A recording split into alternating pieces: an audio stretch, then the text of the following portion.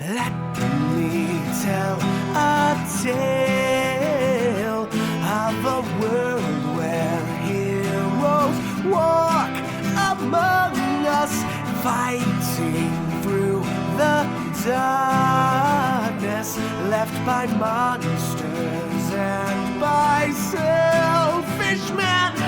A tale of glory rents asunder, sacrifice and battles lost. Our heroes know not what awaits them, and still they carry on. Let me sing a song of a family forged by trials and woe. On their own they falter, but together they will write their own tale of glory rent asunder, sacrifice and battles lost. Our heroes know not what awaits them, and still they carry on. What was rent shall be restored. What was lost now shall be found. The price of valor ever rising, but victory brings new rewards. Tales of glory, might, and wonder, hard-fought battles, treasures won.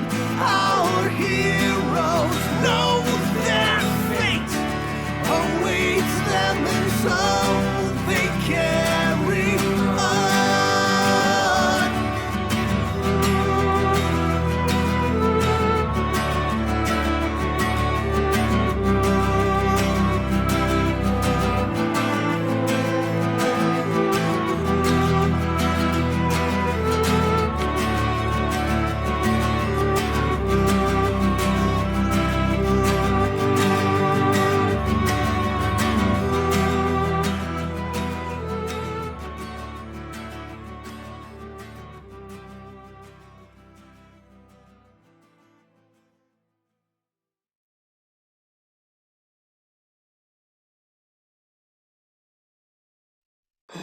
Hello! We're not muted anymore. Welcome, everybody. How we doing? My name is Pixel, and welcome to Ages of Ainor presents Metagaming. We don't do this a ton, although we'll be looking to do it more as the future goes along this year. But Metagaming is a show that we do here on Ages of Ainor that is kind of all about tabletop role-playing games and world building and all of that kind of stuff. I will be joined today by my good friend right over there. Why don't you introduce yourself? Hi friends, I'm Beast. It's Beast. Anyway, so we are going to be doing kind of a new series of streams. We're shooting for like once a month. Yeah. So this Be nice. Yeah. The focus of this kind of new series that we'll be doing is world building tips, primarily for TTRPG game masters. It may also eventually grow to include general tabletop role-playing game topics and or character and role-playing advice, stuff like that, if we happen to run out of world-building ideas, which is very possible. We're not that smart. We also may try out like actually doing some world building and putting things into practice. You know, it's easy to talk about like, well, these are the kinds of things you should do, but you know, it could be interesting for folks to sort of see the rubber meet the road a little bit from time to time. I don't know. We don't totally know exactly how all these things are going to turn out, and we might try a lot of different stuff. But that's the general idea of what we're going to be doing tonight. So some things that you should know, just sort of some housekeeping. I'm going to try to keep this as brief as I can about this particular video. So the series is about world building tips for TTRPGs. This particular video is world building tips, lessons from Elden Ring. So From Software is well known for making incredible worlds and using a lot of really subtle and interesting storytelling with lots of depth, but also a lot of like ambiguity. And of course, Elden Ring, if anyone's played that game, you know, is an absolute masterclass in world building. Truly an incredible world. One of the best, I think, that's been released as any kind of new IP in sort of recent memory, at least as far as has achieved sort of mass market success. So we kind of thought to ourselves, you know, there may be some people out there in the world who are like, man, Elden Ring's world is really, really cool. And I would love to be able to like do some things kind of like that, you know.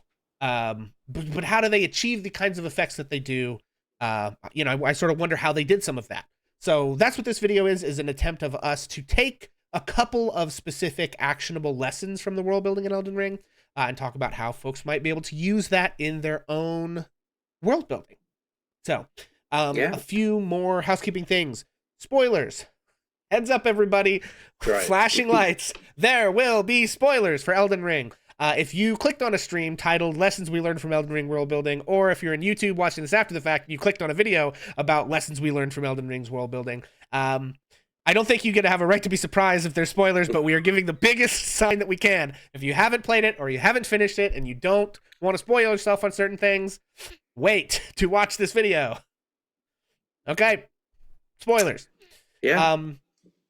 The goal of this video specifically is going to be to talk about some specific world building ideas that we've kind of talked about of what's in Elden Ring and talk about how you might be able to use those in your own world building. We are also, just as a sort of heads up to everybody, approaching the topic from the perspective of a tabletop role-playing game master who is homebrewing, or, you know, even if you're taking existing settings or existing adventures, putting your own spin on things, anybody who's doing the creative work of, you know, making a world or even altering an existing one. And so that's how we're going to be kind of giving the advice, is with the assumption that that's what you are and why you're watching this video, is that you are a game master and you want that advice. With that having been said, I think some of these tips are things that could be useful in all kinds of other contexts. If you know, write novels or make games or any kind of creative stuff where you're doing world building, this could be useful for you. But just a heads up that we're going to give you the best advice that we have with the tabletop game master in mind, and you can kind of take or leave whatever's useful to you. Also, we want to make it really clear, limitations of our video. This is not an exhaustive list. It in no way will be an exhaustive list of everything you could learn from the incredible world building of Elden Ring. What we're really going to do today is like two things, one from Beast and one from me, that you could take, and like actionable ways that you could use it in your own world building. So just some of our takeaways from the game and lore and how you could steal from it. But, you know, not an exhaustive list. That would be an amazing video for somebody out there to make. We are in no way qualified nor have the time to make that video. So just a heads up, if you're like, but why didn't you talk about it? It's because we don't have time, okay? Make your own video. I also Please. have never played this game. That's true. He's never played this game. So. And then, so with that in mind, the interpretations that we will be offering of the lore, I will be offering of the lore in Elden Ring as it pertains to these ideas, are just that. They're just our interpretations, my interpretations, whatever. I personally have watched a lot of Elden Ring lore videos. Shout out to, you know them, you love them, Smoughtown, Hawkshaw, Tarnished Archaeologist, there's a whole list of others. So I'll be drawing on those interpretations as well as my own observations from playing the game for several hundred hours. But I just want to make it very clear, you may have different views of the lore in the game. That's totally fine. Also, none of the specific interpretations that we'll be talking about have to be perfectly correct lore-wise, with relevance to Elden Ring, for the world-building tips and strategies that we're discussing to be useful. I say all of this so that nobody tries to get in some kind of argument in our comments about this is what's really happening. If you have a different interpretation that leads you to another interesting world building tip, feel free to throw it in there. But if you're just like, you're wrong about who did what and when and why, not exactly the point of this video. We're just trying to give some world building tips. Yeah, just make sure to give a thumbs up. Yeah. Thumbs up and a like. Please like and subscribe, please. Smash that bell icon. So, okay, we each have a world building tip, strategy, technique thing that we think you could use. And what we decided would be the most fun in the spirit of the thing is to roll some fucking dice about it, baby. So I'm actually gonna roll different dice because I rolled the earlier you rolled ones bad and on they those. sucked. I didn't roll them Dice previously, jail. so I don't know how these are gonna roll. We're rolling D100s. Because Um, how often do how you often get do to you get to roll a roll D100? Okay, wait, don't tell me. Okay, let her rip. It's so good. It's Oh, so yeah? good. It's 15. God. Okay. Well, I rolled a 57. All right, So, you go. I'll be going Well, first. I guess you choose. Yeah, you go Oh, yeah, first. I'll go There first. you I'll go first.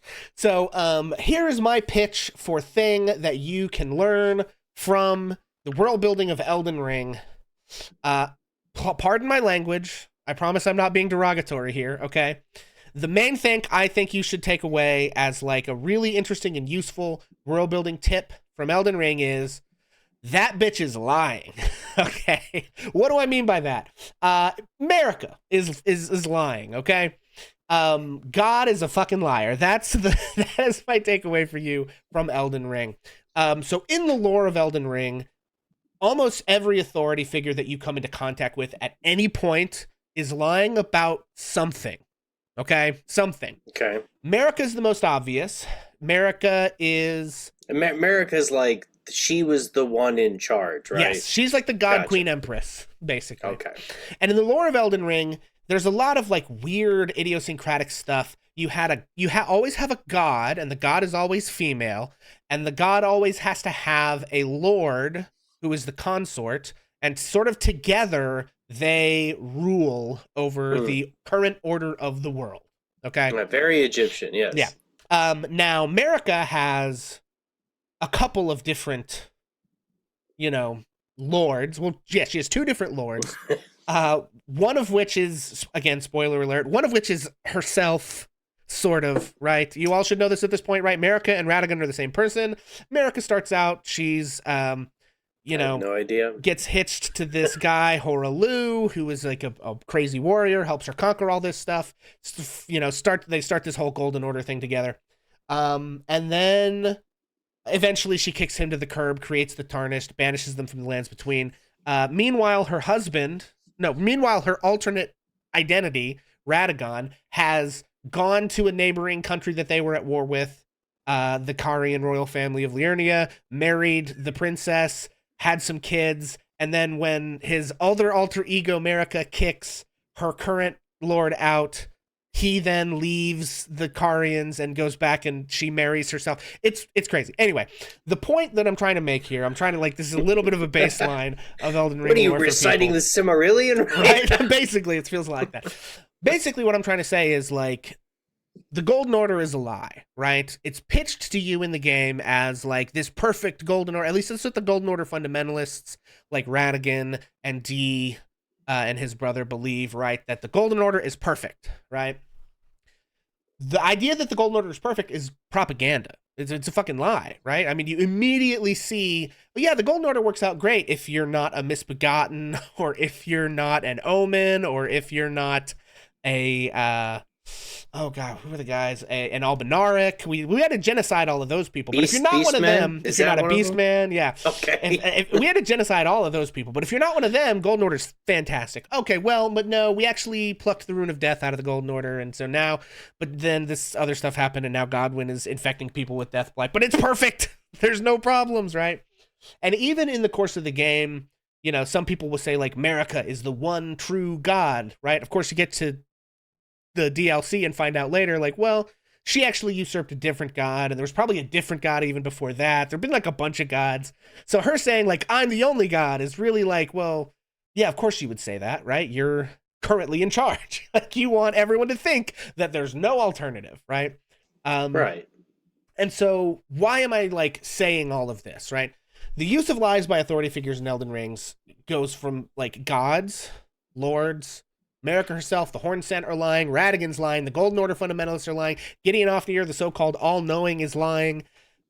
And what do you get out of this, right? So what I'm kind of suggesting that you do is look at your own world building and ask who's in charge and what are they lying about, right? And what does them lying about X, Y, or Z get them? What are they hiding? because the thing about this is that like the people in power are almost always lying about their own legitimacy, their own inevitability, their own like what they had to do to get where they are. I think one of the interesting sort of wrinkles of the lore of Elden Ring is that like almost all the power in the game that anybody has is accumulated by like killing an absolute fuck ton of people, right? Like America does like 3 genocides, the Hornsent did a couple of genocides. Yikes. You know, it's like, and the throne or the gate of divinity is literally a giant like gate made of corpses smushed together.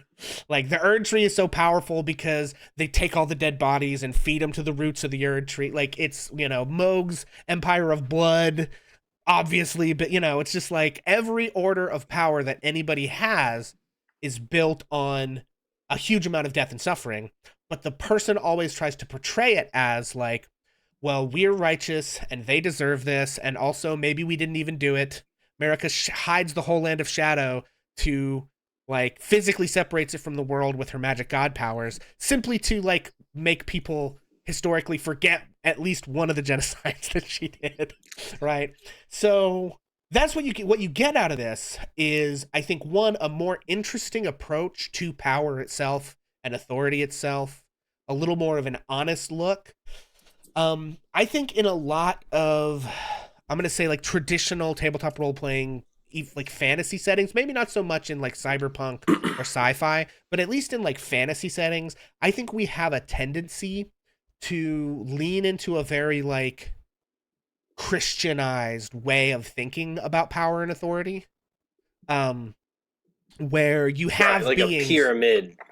yeah, and where Yeah. you have beings who are metaphysically actually good, right? I mean, that's like, you know, very, very D&D or Forgotten Realms. You have like, oh, Right. these are the gods and they inhabit the realms of good and they basically are good, really. And these are the bad, you know, and I'm not saying that you can't do fun stuff with that, but what I'm saying is like, I saw, I guess it was like a Tumblr post or something years ago that was talking about kind of like the Christian view of gods versus like the Greek view of gods a little bit, right? Hmm. In the Christian one, it's this very like authoritarian, top-down, hierarchical, metaphysically absolutist view of what like deity is.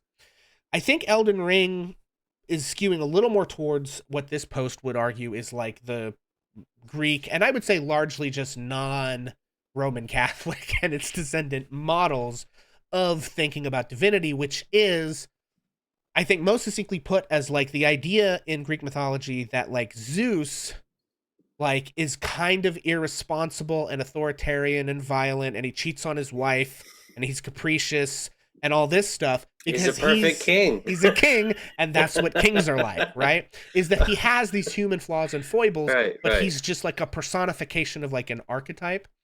And I think Elden Ring plays more into that model where like Marika is like a victim of genocide who then turns around and goes on to like create this authoritarian regime that, you know, largely harms the people who remind her of the people that did bad stuff to her in the past, you know, and it's this like, So yeah, there's go ahead. there's something really interesting there about how um the sort of uh Judeo-Christian model of faith and power and hierarchy, you have you are compelled to invest your will into a higher being Mhm. because it is a higher being, because it is responsible for your will in the first place.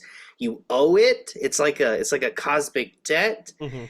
and you have this very paternalistic model, right? Yeah. Where the people at the bottom, the participants, of the faith, let's say, investing their faith, are doing so on the promise of an ideal, right? Like this God represents what things are supposed to be like, and so you need to believe in them hard enough until you approach that. Yeah. And then the pagan model seems to me to be, uh, like you said, like Zeus is the model of what a human king would be like if he had the powers of a god. Yeah. He would be the same ego, but with just a vastly wider source of opportunities for mischief that he Yeah. could create himself.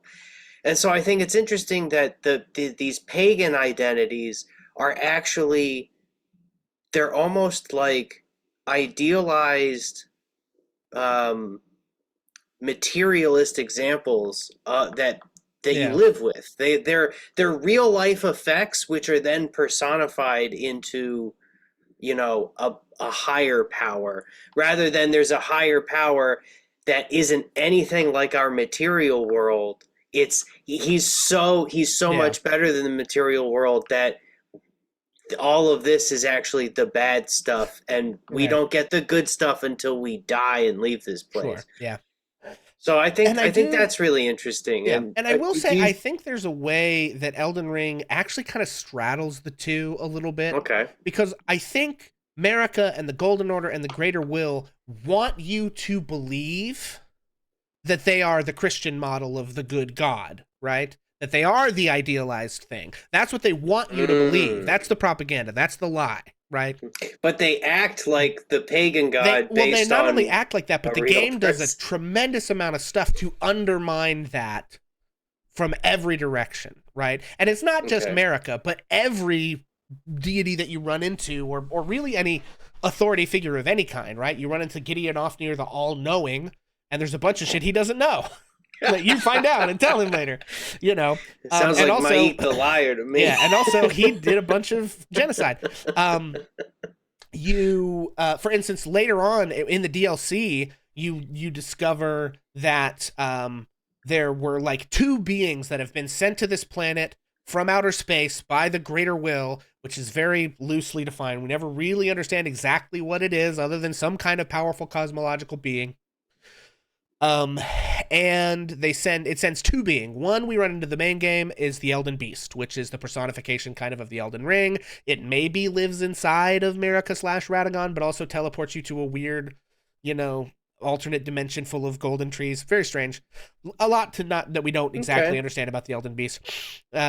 Smarter people than I will opine about it for you if you like. The one that I think is real interesting here, though, is Matir, the Mother of Fingers, right? So in the base game, you run into these beings called the Two Fingers, and they are supposed to be like messengers of the Greater Will, which means that they commune with this cosmic god being, which then they tell you about their interpretations of what the cosmic god being is said by like wiggling at you, right? Okay.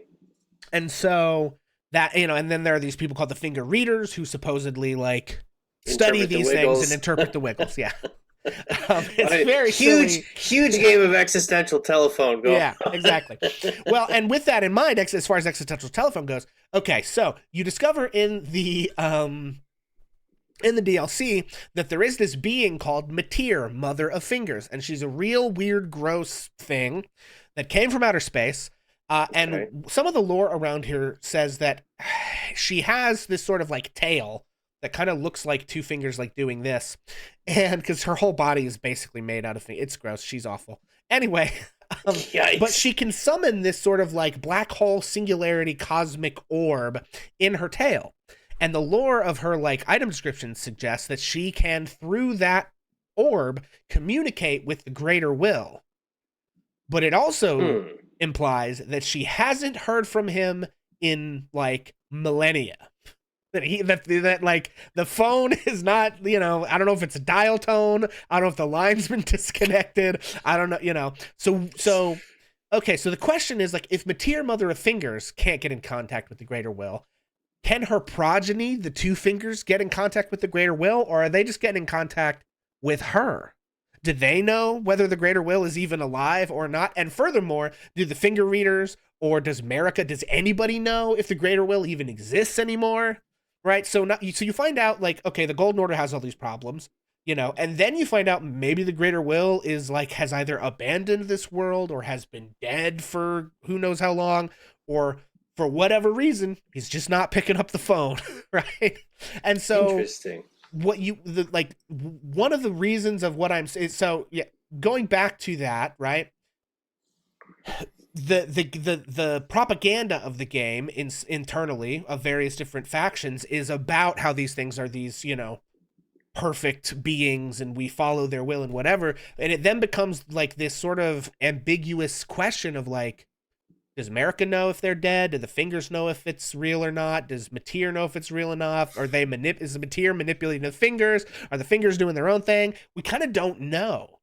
And it's the reason that I'm suggesting this, like, let me put it this way. What's the utility that you get out of this? So I've dumped a bunch of lore on you. I've said you should consider asking the question, who's in charge of what in my world and what are they lying about? All the way up to what's God lying about? What's the king lying about? What's the guildmaster lying about? Like, anybody who is in a position of authority is probably lying about some stuff. It doesn't necessarily mean like, well, this person's a horrible monster or their viewpoint is wrong or whatever. It's just like a statement that people who are in positions of authority will inherently try to tell lies they can get away with to expand and maintain whatever their authority is. Right. Right. It's almost like how are the authorities using the soft power of propaganda in your world, right? And then, but the next step of that is like, okay, well, all right, I'm a game master, and I think maybe that's a more realistic and interesting understanding of power and authority and propaganda and, you know, how populaces are blah, blah, blah. But like, that's a lot of sort of abstract stuff that might make my world cool. But like, what do I get out of doing this? And the answer is plot twists, right? When you find out that Mateer, Mother of Fingers, hasn't heard from the Greater Will in thousands and thousands and thousands of years, you immediately go like, oh man, that's fucking lies all the way down. It gives like, I don't know if anyone's seen Fight Club, but that moment where like spoilers for Fight Club. Spoilers for Fight Club. But the moment when we find out, I'm just going to say the twist at the end, and you kind of get this like, you know, where like the whole world kind of turns upside down. It regressively rewrites the narrative. Yes, right. You go back and recontextualizes all the stuff that's happened before. So that's kind of what you can get out of this is you can set up moments where the players come to understand that what they were talking about or being told or whatever has been, as we said, lies all the way down. So that's kind of my pitch. Also, I'm seeing from chat, I want to acknowledge this. We're getting rated. Welcome in, guys. Vincent Page raid. Thank you so much, friend. We are talking about world building tips you can learn from Elden Ring. And I've made my pitch. I hope that was in some way understandable. If it wasn't, ask me in the comments and maybe we'll make another video. Beast, hit me. Yeah. So I've been thinking a lot about because I am myself building out a world and a setting which is attempting to remove the classic pantheon of gods as forces of morality in the world. So I've completely cut that out because I think that the fucking I think that the we just a heads up, everybody. We swear a lot here. Get used to it. What's it called? The Great Wheel cosmology. Law and okay. The alignment. The alignment chart. Jeez. So you know the matrix of alignment. The alignment chart, lawful to chaotic, good to evil, neutral in between. It's just I think it served its purpose in my younger years to help me like conceptualize like character archetypes, or to help to identify like where types of personalities fall. But it's almost like retroactive. Like you see something that's real, and then you try to figure out where it lands on the chart instead of being like, lawful evil, and then sort of being like, and I love order, but only if it does bad things. Like it's difficult to conceive of. So, one of the things that I've been doing in order to contextualize sort of these 6 higher forces, these animistic forces which beget reality, is to associate colors with each of them. And so you had explained Elden Ring lore to me about how the Elden Ring itself is this kind of incorporeal yet illusory like uh, artifact, which is in itself sort of a manifestation of the laws of existence, right? Yeah, basically it's a series of runes that are like linked together and also maybe stored inside the body of God and also are a beast, you know, that can be Sure. manipulated and thus control metaphysical laws about the world, such as the nature of death and various other things. Yes. Right. So I came at my world building from a similar perspective, having not known any of this previously. Um, Nobody ever. First of all, if you're a DM and you're constantly agonizing about having like original thoughts, just fucking stop. Just Yeah. give up, because the originality of your setting comes from your personality, how you present it, and honestly how much fun your players have. Yeah. So Yeah, just and you have a viewpoint whether you kind of know it or not, and you have things you think are cool and fun, and that's really where the originality is going to come from. right. Is the stuff you think is cool and fun, and Right, which it's combinations of things that you stole from other people you think are cool and fun. right, you acting as a filter of like Yeah. cool shit, right? Yeah, exactly. So the cool shit that I'm bringing to you today in relation to Elden Ring is to develop a color theory of your world based on core concepts of reality or existence that you want to reference through world building with color. So a couple of examples, because I did watch a few lore videos about this to sort of, because again, I have not played a single minute of Elden Ring. Yes. I've That is watched true. some of it and I've had a lot of it explained to me. But so like the color red, right, in the game is associated with this like disease called like scarlet rot, Scarlet Rot, yes. and it's like It's one of its many associations, but yes. it's one of these it's a thing that like it's, as far as I can understand it, it has a pivotal uh consequence in allowing America to gain power or something. No. Okay, so the Scarlet Rot is the influence of the outer god of rot. It takes place, it is introduced to the world in its most recent iteration by Melania, who is one of America's children. She's cursed because her dad and her mom were the same person. Sucks for her. And That it happens. basically causes her to unleash this Scarlet Rot. She basically spends her whole life trying to not unleash it, and then she gets into a fight with her half brother and unleashes it to try to kill him. Gotcha. And what it really does, basically, it is a fatal and also mutative sickness. So if you Right. get Scarlet Rot, it will kill you, and then some other thing will be born out of your corpse. It like the cycle of rot in this game of Scarlet Rot is infection, death, and rebirth. And the stuff that gets reborn is horrible, weird, like trypophobic fucking swamp monsters, basically, entirely. The whole John part Carpenter's of the world, The Thing, yeah, right? the whole part of the world that is infected with the rot is just a horrible, nasty, disgusting place, filled with fungus and mutated creatures. But that's what it does, and that's kind of the way that it interacts with life and death. Is it will cause things to die and then cause other new life forms to be reborn, whether they're just altered versions of previous life forms like giant rot-infested dogs or giant rot-infested birds, or whether they're like fully new things like the Kindred of Rot, who are these weird like silverfish bug humanoid things. Very gross, icky. Anyway, that's rot. That's Okay. Scarlet Rot.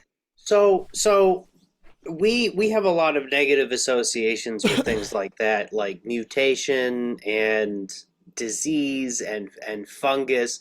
But what I hear from that is actually kind of like a cycle of renewal. Yeah. It's almost like recycled vitality, or just like a continuance, a transformation. Mhm. And if I understand it correctly, your health bar is also red. Yes. Yeah. So there's this instant association, I think, that any gamer would have to be like, okay, like health is red, this stuff is red, like red is like the color of like vitality, of like Hmm. endurance, ongoingness, survival in a way. Yeah. It's kind of like, yeah, it's the sort of the color of life. Um, I think endurance is a little bit more green typically in Elden Ring, but it is in endurance in the sense of one's ability to continue to live. Yes, red blood. It's also associated with like beasts, a bestial, primal sort of nature. Hmm. Passionate emotion, Sanguine, right? violence. Yeah, violence, combat, blood, and like power and strength. Yeah. So this is really drawing off of like a long tradition of humans identifying colors with quality. So you have like the Greek humor system, where if someone was sanguine, they had too much blood, and blood is the color red. So like if they were flushed in the face from, maybe they were drinking wine or whatever, a surgeon would be like, we should just they have too much blood. Just take a little blood out, and then they'll be all balanced out, right? And then they would see them calm down and be like, see, it worked. So like there's Sure. a really easy way for, yeah. So there's a really intuitive way that we identify color and quality. Blue in Elden Ring, I believe, is like generally the color of magic, Yeah. right? Yeah, sorcery specifically, also like intelligence, mind, focus, mental, like work power and acuity, um, you know, yes, that kind of stuff. Right. So you have red and blue, right? Red is this sort of, it's very corporeal, it's very material. Um, it very much has to do with the biological. Mm-hmm. And then you have blue, which is this color of the ethereal. It's not coming from outside. It's your mind, right? It's like your intellect and your ability to like remember things and to like use your own intelligence in Yeah, order to influence the world, right? yeah. So I noticed those things, and they're so prevalent. Like I've watched you play Elden Ring, and there's just blue sparkles, and and then there's Yeah, a horse, and then you ride off a cliff or whatever. sure, yeah. Normal So, stuff. uh, like and then at other times, you'll take out like some like snot grease, and you'll like grease your sword, and then all of a Hmm. sudden it's like lightning, Yeah, right? of course, yeah. So that's the third color I think that we'll talk about. I think yellow is sort of associated with like um almost like like explosive potential, Yeah. but also like uh they say it's associated a lot with like lightning, but how that lightning is sort of like it's Yeah, unpredictable. it's It unpredictability and chaos. Right, Also randomness. frenzy. Frenzy is one of the aspects that is associated with it. Sort of Right. manicness. Yeah, And if you think about all of that, just think about a lightning bolt. Like yeah, in general, you are somewhere where there is no light pollution, and it's night, and you look up into the sky, and the sky is cloudy and hazed over. There's no moonlight, there's no starlight, and then all of a sudden, out of nowhere, a a scissoring beam of electricity stabs through the sky and blinds you, and then a half second later, there's an explosion. Like, yeah, to a human experiencing a lightning strike and a thunderclap for the first time, that is as proof of a higher power as anything, right? sure, yeah. Um, and so, little tangential, but a little fun fact. In the reconstructed ancient Mayan language, the word for lightning is kook, kook, and it's done with that click like kook, because that's the sound of lightning striking. It's the sharpness of it and all. Yeah. So they've personified it in their language, the qualities of lightning, this in sound, the same way that we can extrapolate qualities and apply it to the color of the lightning also, right? Sure. Yeah. So I think it's really useful to have like something in your world that has qualities that you can anchor a color, or it has qualities and a color, and you can essentially choose it to be your anchor of meaning for what that color means too, right? And Yeah. you can do some fun stuff with that, like choosing to make something a really weird color, like making all of the water in your setting purple instead of blue, and like being really, really deliberate about it. And then eventually your characters are going to ask, well, but why? Like, what does it mean? And Yeah. that initial attraction to the mystery of it all is what will drive them to find out. Like, that's a plot hook. Yeah. Yeah, I think what's interesting to me about that concept is if you look at the way that that's deployed in Elden Ring, and if you're curious, I think the YouTube creator Hawkshaw has a 2-hour video called The Color Theory of Elden Ring. Highly recommend that, which is most of what we're referencing here. And I think largely it's like something that most people who've played the game notice, right? It's real noticeable when you start out in, Stormvale and the sky's like a grayish blue, and you go to Liurnia and it's blue, but you end up in Caelid and it's red, and you end up in Altus Plateau and the whole thing is gold, and it's like you at some point realize like, oh, they're doing something here. They're like doing something with this, right? And then if you start to notice it, as the video explains, like you notice it in every little detail of the game, from like which items go into particular like crafting certain like consumables to oh my gosh, Richard, thank you so much for the 5 gifted subs.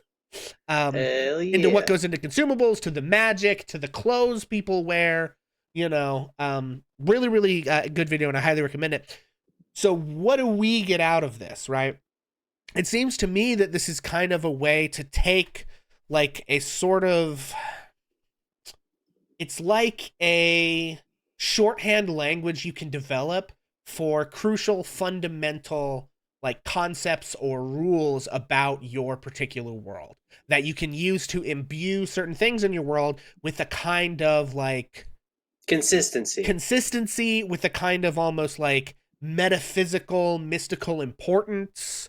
You can signal certain ideas to your characters or to your players in a sort of shorthand that, if you've played Elden Ring, most of us don't sit here and think, oh, like, the this thing in Elden Ring means that, and it's just you kind of like take in the general vibe. It's more intuitive, right? Yeah. It's like you get the feeling that there's something there, but it's to get through the experience, it's not crucial to understand exactly every, thing of it. I will say Elden Ring, visual medium, right? It's an audio and visual medium, right? Whereas your tabletop game is not exactly always going to have a lot. So it's going to be more in how you like describe things.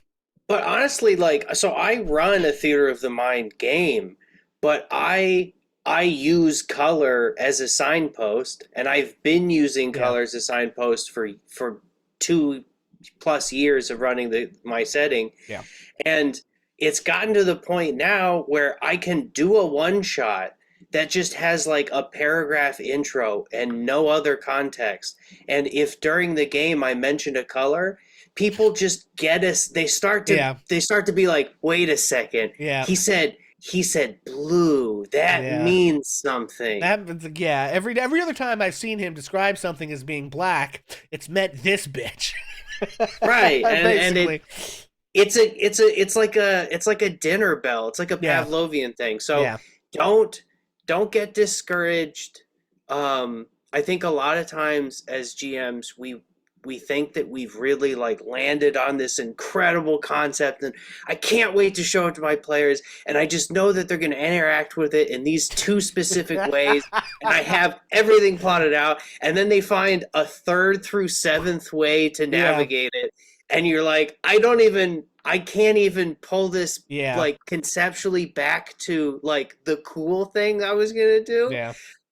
So you get disappointed and whatever, and the lesson there is like your players having fun is it should be you having fun too. Yeah. Like, or if you have players who are having fun, that should be fun for you, and just keep at it. Yeah. Legit, sometimes it takes 2 years of saying something is purple before someone goes, wait a second. Yeah. And also I think that like people will interact with stuff in ways that you don't expect all the time. Just prepare yourself for that. That's just every general time. Advice. Yeah, pretty much every time. But yeah, but the other thing I want to point out is like, even if your players never get it, this gets you a benefit still of giving you like, once you've conceptualized, like because the thing is, right? Oh, world building this goes to like my concept of fractalization that we were talking about, and earlier, we'll talk about more about that, I think, in another stream. But what I'm getting at here is like, world building, there's so many possibilities of every single tiny little detail you could possibly obsess over, right? And you literally don't have time to build a world that's as rich and detailed as our real world, because it is overwhelmingly it's just it would be impossible. There's absolutely no way to do it. So you have to make full time in a fantasy. Exactly. You should. You have to make choices about what you want to decide about and what you want to include. And this kind of a concept of taking, for instance, color, but it could be, other things for you, and deciding like, this is metaphysically important, and here are the concepts that it kind of represents. And inherent in that is the idea that these concepts are important to my world and will come up at some point, right? You kind of then have a shorthand, like you have a matrix or a set of, not really constraints exactly, but like a set of ideas that you kind of gave yourself to help you do the world building. It's almost like in coding. You want to try to automate any repetitive task, right? Right, exactly. So in world building, and this is obviously much looser than something like code would be, but you're giving yourself like a framework that you can use to put things in your world quickly and efficiently, and have it like fit together nicely, because on this particular axis, they relate to each other in predictable but hopefully useful and interesting ways, right? So it's like you've got, this framework that it could be the frame of a house, or it could be the frame of a city, or it could be the frame of a character, or it could be the frame of a plot arc, or of a faction, or of a nation, or of a god, or of a magic spell type, or whatever. But you're like, well, okay, this slots into my matrix of how I think of color values like this, because this faction has these values and they value this type of spell, so when they use their magic, it looks like that, boom, right? And it's like, you could break those rules at any point if you want to, because it's your world, but it just gives you this kind of like useful axis upon which to, create things repeatably and quicker, because you've like made the decision in advance of like what the axis is, and then as you're making stuff, you're like, all right, well, where does it slot on that particular set of axes or whatever? Right, like if you're a DM who likes, or if you're like me and you take incredible pains to write out a one shot and to consider like where the boundaries can be and how to enforce them so that you can actually do it in a single session and all that shit, you still end up having to improvise. No matter what happens, I always end up having to improvise. Yeah. And if you are improvising, you need to be doing so, or to do it in a way that your players can't tell that you're improvising. The best way to do it that I found is to constantly be referencing these sort of axiomatic concepts, right? Yeah. You have a core set of things. Like for me, in my setting, I picked a number, the number 5, I was like, you know what? I like that we have 5 fingers on our hand. I like that people have 5 fingers. You know, not everyone, but like our DNA expresses itself correctly with 5 fingers. Right. And like that is something that every like fantasy ancestry in like the Tolkienian set, whatever the fuck, the Lord of the Rings sense, or in modern fantasies, they still all have 5 fingers because we want to identify them as humans, and humans have 5 fingers. Sure. So I thought, if they all have 5 fingers, we now have we have a reason for commonality between things, people in a world, and now I can base every decision I make off of the number 5. Yeah, right, of course. Anytime. It's just, there's 5 of them. Yeah. Because of course there are. Yeah. And of course, if you ever need to deviate from that for some reason, you know, you're at full liberty to do that. But it is sort of just like if you it's your default setting for the setting is like, okay, we'll go with 5. Right, like I had a guy show up once, and I was like, and he's got a few guards. And someone was like, how many guards exactly? And I was like, oh shit, they're trying to plan to gank this guy. I was like, well, there's 5 of them because there's always 5, but he's one of the 5, so there's 4 guards. Yeah. Like there's him and 4 others. Easy. I was like, okay, it's just like a hand. He's the thumb. He's got 4 fingers. He's the thumb ass bitch. Right. Oh. So that's where I come at it with that. Colors are the same way.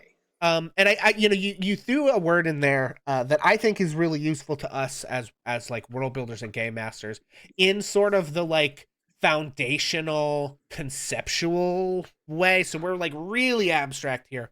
The word was like axiom. Okay, or axiology.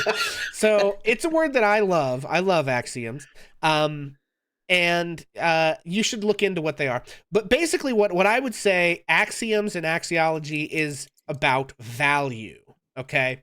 It's what is value, An axiom is a statement that is accepted as true and used as a starting point for further reasoning. Yes. So they are the bedrock foundational bottom line assumptions. 1 + 1 = 2. Yeah. They are the assumptions that we have about whatever system it is that is in question, right? It's used in math. And again, if you're a mathematician, just ignore me for a minute. It's used in math in the sense of like algebra has like, I don't know, what is it, 6 axioms, and it's things like the commutative property, the distributive property, the identity property, and whatever, right? Yeah, you know, those.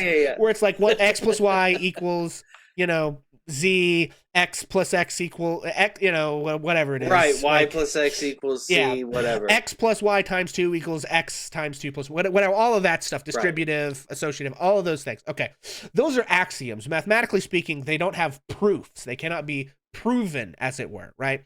Right. What that they're specifically truths means, that we assume. agree are true, so that we can do math, so that we can do algebra, right?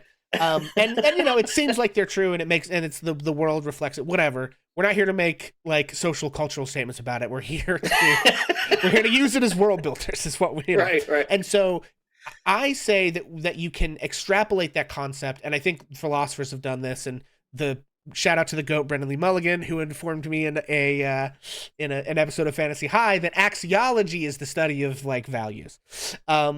Because I think, and I the study of axiology probably agrees with this, although I haven't read a lot of it, is the idea that like what we value sort of socially, culturally, etc., is like not provable.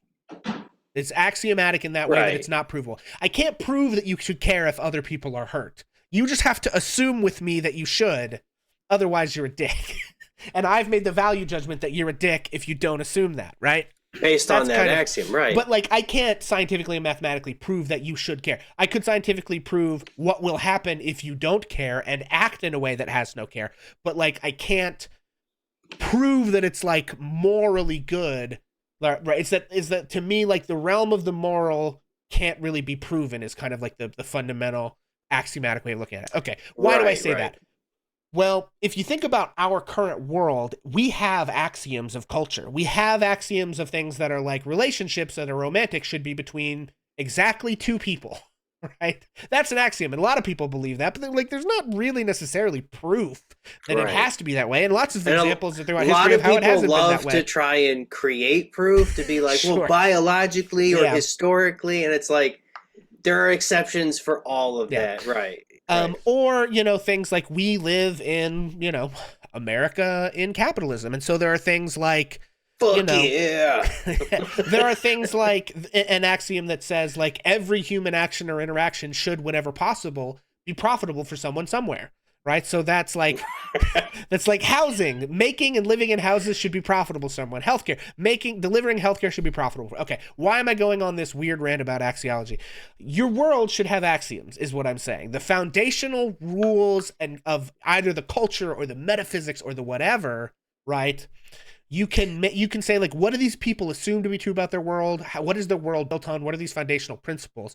And then in the concept that we're talking about with the colors, you can take those foundational principles and associate them with different things, such as colors, you know, different types of metal. I don't know, what glyphs, whatever you want, right? Right. But that you can use Plants. these, you know, and then it can help you in the very abstract sense understand, like, what important concepts are relevant, like, because we have to exclude certain concepts, right? Because again, we talked about you can't include every single thing, you can't have every detail, so you're going to pick the things that are like most important to you, this cluster of ideas, this one particular thing you'd like to explore, and figure out like what are the foundational principles of that, and then start to like weave that into observable patterns throughout your categories and patterns throughout your world building. Sorry, I went on a long rant there. I know it was your idea. So the axioms are the things that the people in your setting believe to be true, but they are beliefs built out of almost like a social agreement. Mm-hmm. Whereas the actual truths of your world, like let's say the sun is silver, and daytime looks the same as any other time, like it looks the same as like our daytime, but like the sun is silver for some reason, and or it's like because the moon a dragon egg. The moon gives off its old cold light because the sun's wife is in there and she's mad at him and therefore cold all the time. Like, whatever, right? Well, she's mad at him because she's cold. Right, because he doesn't keep the moon warm because he's chasing her around the world all the time. Whatever, right? Right, and that's something that I was thinking too, and I don't know if it's too much of a tangent, but the function of myth in any society is to establish axioms for a culture. So cultural reproduction, and again, I don't want to get too academically into the weeds, but you and I are inheritors of culture, and we have also chosen to produce types of culture willingly, which means we are not like our parents are not like their parents, because there's always a degradation of cultural inheritance. It's never one-to-one. Sure. So when we reproduce culture, we're doing it kind of sort of from our best guess and what we have available and sort of what suits our context, and through that, culture sort of evolves over time because of this enormous clash of like the material and the psychological and the communal. And also sometimes some people attempt to move it in very specific directions for their own purposes, and sometimes that works, and sometimes it doesn't.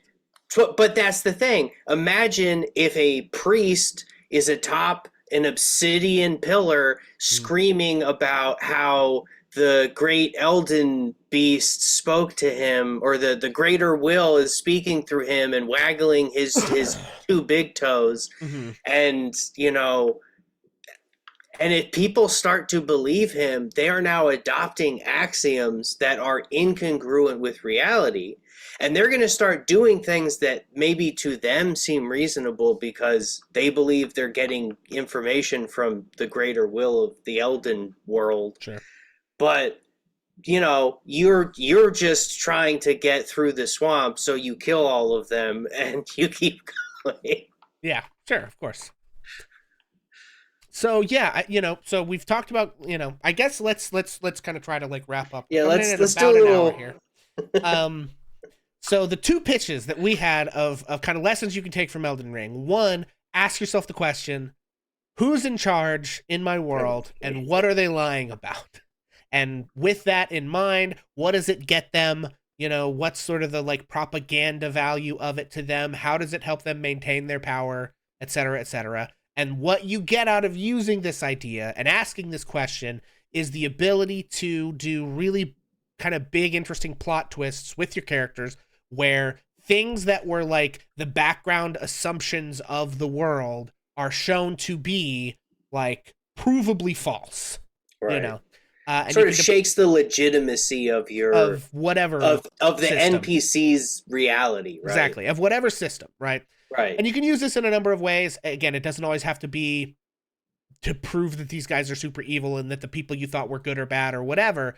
It could be people who really are good and really are trying to do the right thing, but again, just this idea of like anyone in power is going to be trying to maneuver what people perceive to be the truth about them and where they came from and what it all means to benefit themselves, right?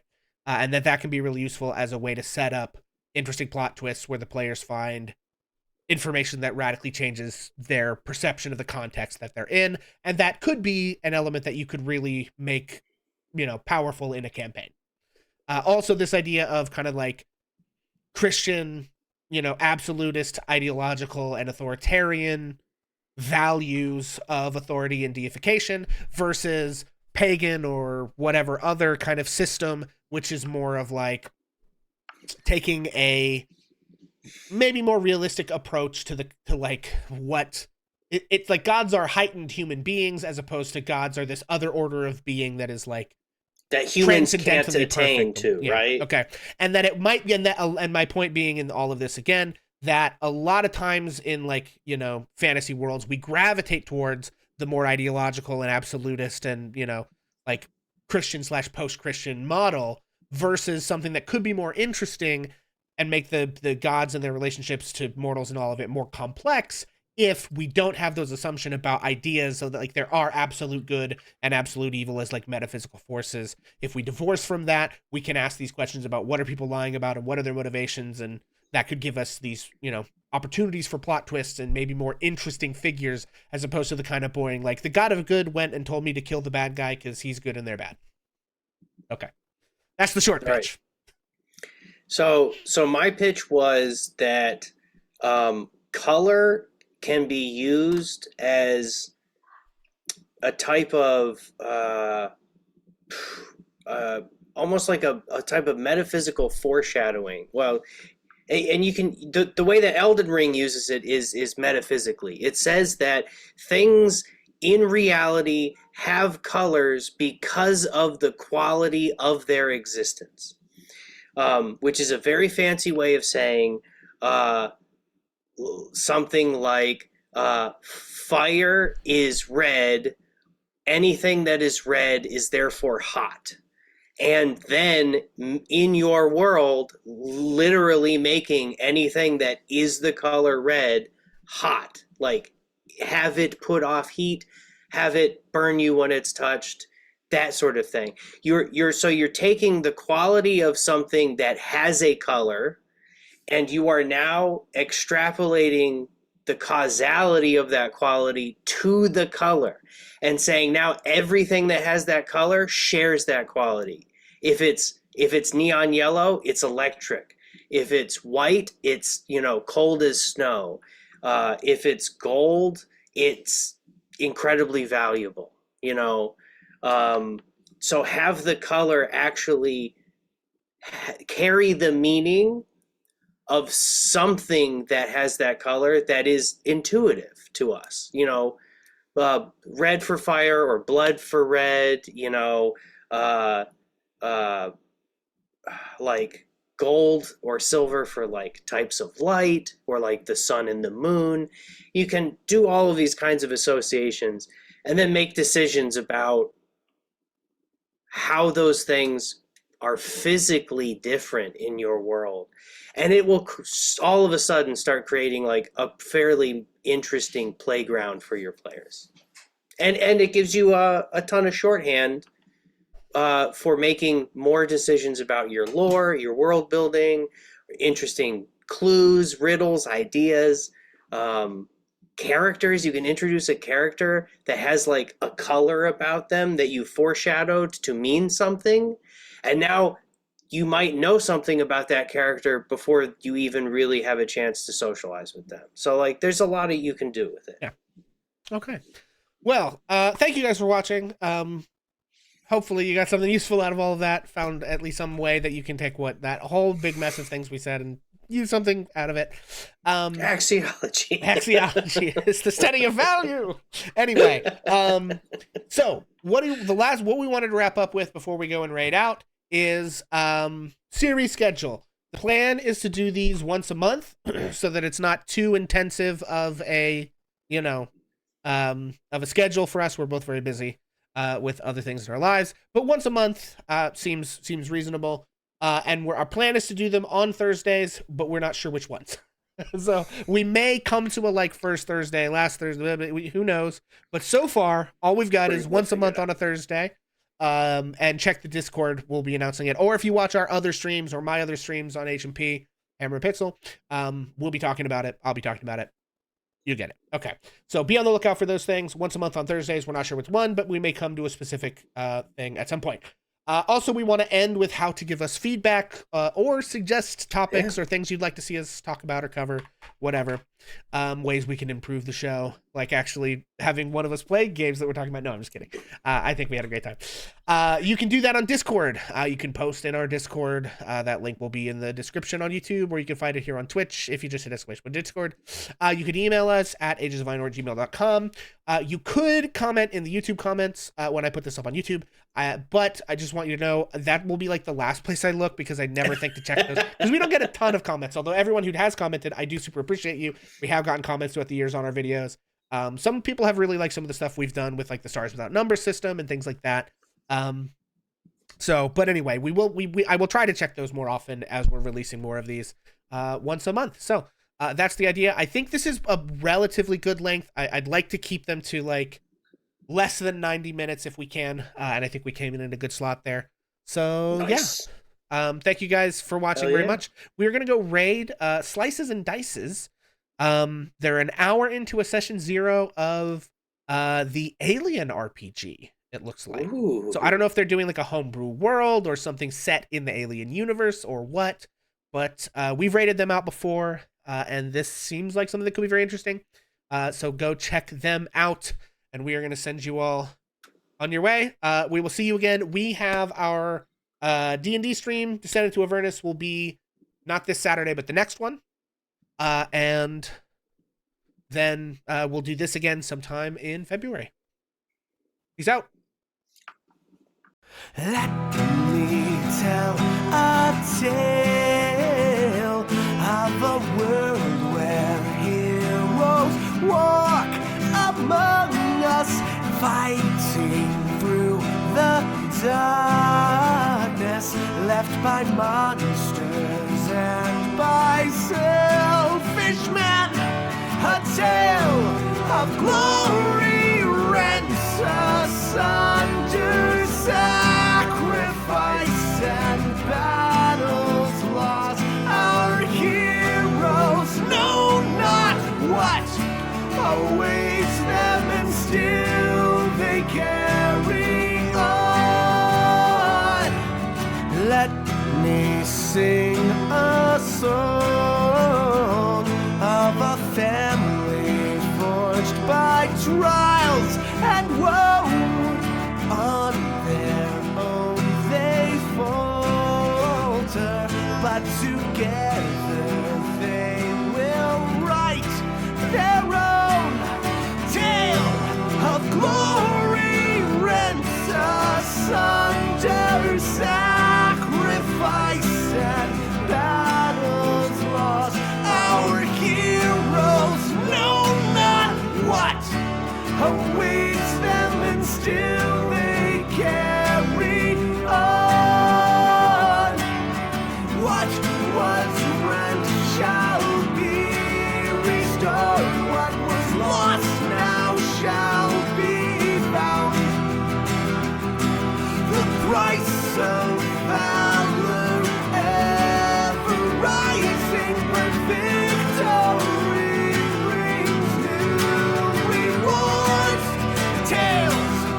glory, might, and wonder, hard-fought battles, treasures won.